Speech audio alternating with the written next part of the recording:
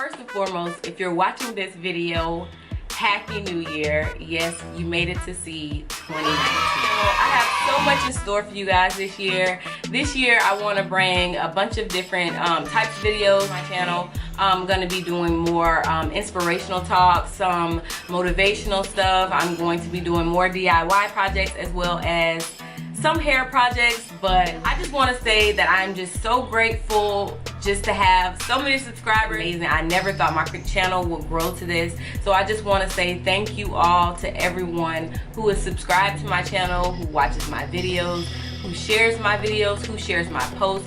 Thank you. I see you all. I love you all. Thank you so much.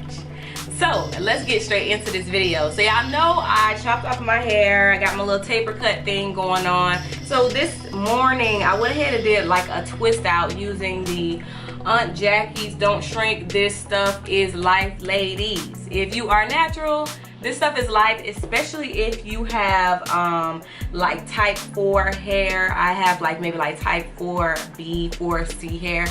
It's perfect and it doesn't leave a film and it does not leave the hair crunchy. So I love this stuff. That's the only product I use on my hair.